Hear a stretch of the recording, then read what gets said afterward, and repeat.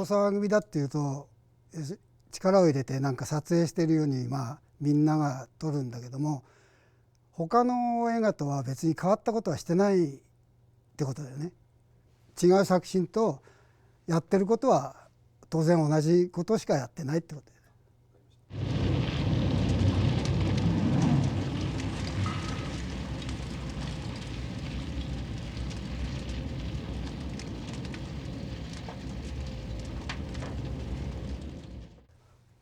黒沢さんが絵コンテって皆さんよく見た絵コンテがあると思うんだけども、それを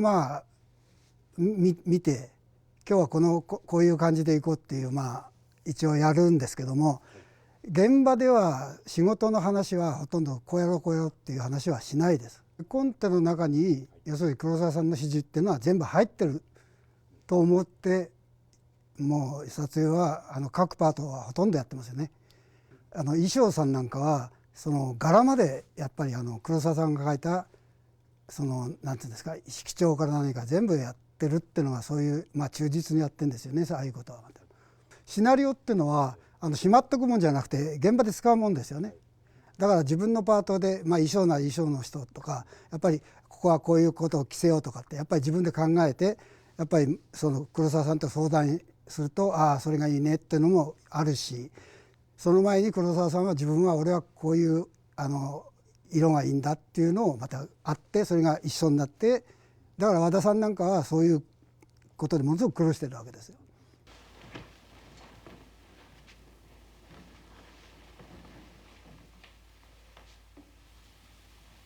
この下座がわしの座か。そちはこのわしを何と心得ておる。わらの夫のお父上と。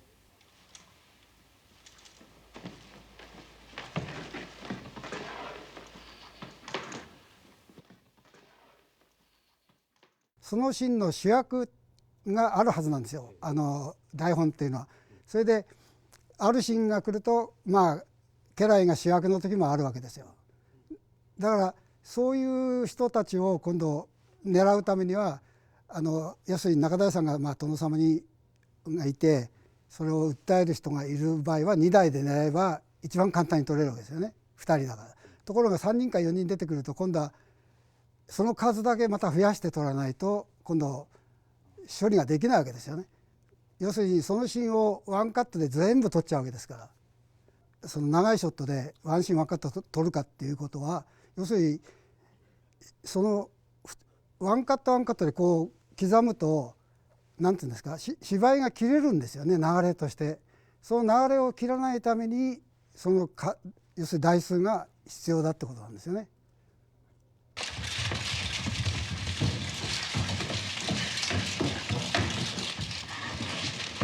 明治で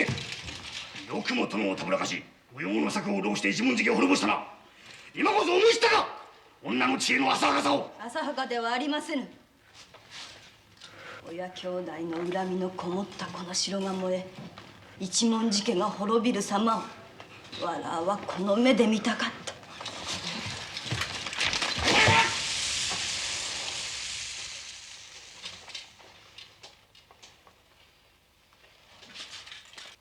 一番最後の方に次郎が首を切られるところありますよね、座敷で。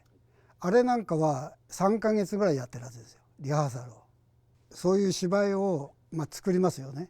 それからスタッフにみんな公開っつうと変なんだけども見せるわけですよ。それからだからライティングから何か始まるわけですよ。だからそういうのを見て、どこが重要かっていうことをやっぱりスタッフはものすごく理解ができるわけですよね。それでキャメラのその配置とかそういうものを決めて撮影に入るってことですよ。だから実際の撮影っていうのは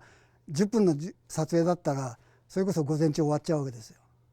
だけどそれまでの準備としては今さっき言ったように2ヶ月かかり3ヶ月かかるやつもあれば1週間で終わるやつもあるってことですよね。たとえ太郎一人ではしのいきれぬ大難が起ころうとも、兄弟3人力を合わせれば一文字家もこの国も安泰じゃ。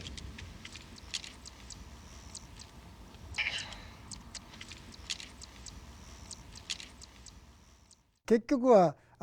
三兄弟の色ってのは原色なんですよね。三原色なんです。黒澤さんの映画っていうのは要するに何て言うんですか、カラー色彩映画なんですよね。それでだから色を強調して、だから夜でも暗い夜じゃなくて青い夜にするとかね、そういう色彩で表現するっていうのはかなり多いんですよね。普通のレフ板がありますよね。それにビニールを貼るわけで、透明のビニールを。それで自分の好きな色を今度マジックで塗るわけですよ。赤とか青とか。それでその赤い反射を出すとかっていうことはもうしょっちゅうやってましたね。だからそれはラーメンやなんかの合戦やなんかでも次郎の軍は赤、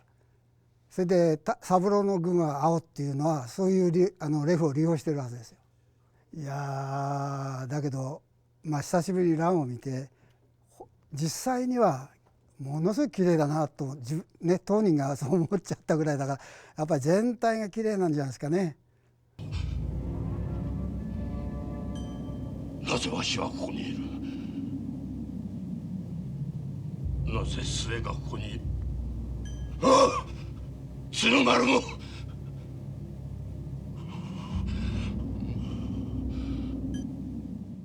基本的に黒澤さんの映画っていうのはもちろん見てもらうと分かるんですけども、やっぱり自分の絵の中にあるものはみんな見せようって人なんですよね。だから要するに小津映画ですよ。小津さんは全部50ミリで撮るわけですよ。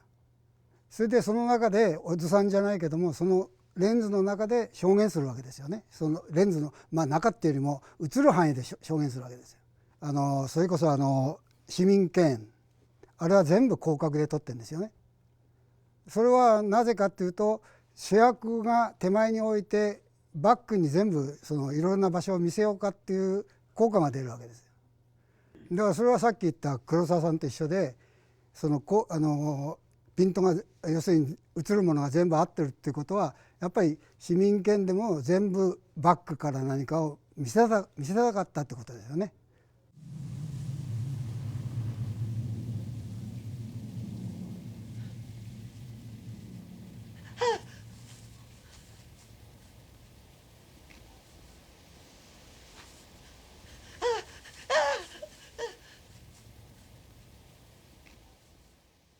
台本っていうのは何のためにあるかってことは、晴れって書いてあったら晴れなんですよ。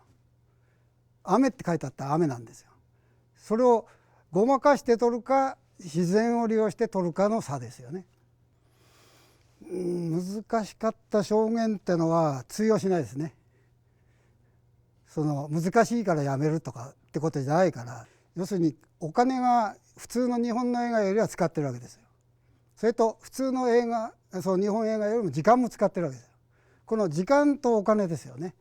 だからお金だけが来てもやっぱり考える時間っていうのが必要だからやっぱり時間っていうのが必要なんですよ。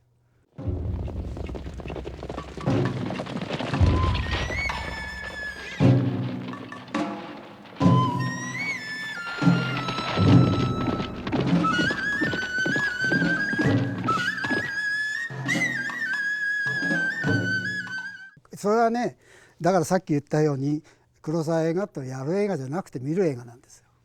それはね、いろいろ解釈がありますよ、皆さんはね。だから言っている意味が裏はきついんだろうなとかいろいろ考えますよね。本当はさっき言ったように金を出してない映画の方が大変なんですよ、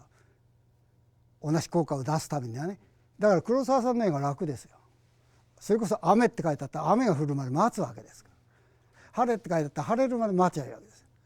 そしたら台本でこうやってスタッフが今日は晴れなきゃやんないよってのはもうみんなで分かるわけですよ。だからそういう意味では楽なんです、気分的にね。黒澤さんだからとして黒澤さんの仕事だからって特別なことをやってないってことですよね。だから結局は黒澤以外の仕事をする時が違うことやってるかってことはないわけですよ。やっぱり黒澤さんと同じやり方をしてるわけですよ。やっぱりね、